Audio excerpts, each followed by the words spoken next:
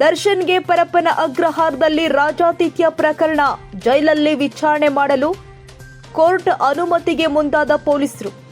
9ನೇ ACMM ಕೋರ್ಟ್ನಿಂದ ಅನುಮತಿ ಪಡೆಯಲು ಮುಂದಾದ ತನಿಖಾಧಿಕಾರಿಗಳು. ಜೈಲಿಗೆ ತೆರಳಿ ವಿಚಾರಣೆ ಮಾಡಲು ಅನುಮತಿ ಕೇಳಿದ್ದಾರೆ ತನಿಖಾಧಿಕಾರಿಗಳು. ಅನುಮತಿ ಬಳಿಕ ಜೈಲಿನ ಒಳಗೆ ಹೋಗಿ ವಿಚಾರಣೆ ಮಾಡಲಿದ್ದಾರೆ ತನಿಖಾಧಿಕಾರಿಗಳು.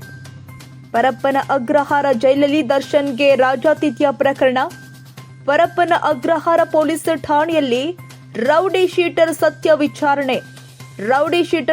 ವಿಚಾರಣೆ ಮಾಡುತ್ತಿದ್ದಾರೆ ಪೊಲೀಸರು. ಪರಪ್ಪನ ಅಗ್ರಹಾರ ಪೊಲೀಸ್ ಠಾಣೆಯಲ್ಲಿ ವಿಚಾರಣೆ. ಹುಳಿಮಾವು ಇನ್ಸ್ಪೆಕ್ಟರ್ ಕುಮಾರಸ್ವಾಮಿ ಇಂದ ನಡೀತಾ ಇರುವ ವಿಚಾರಣೆ.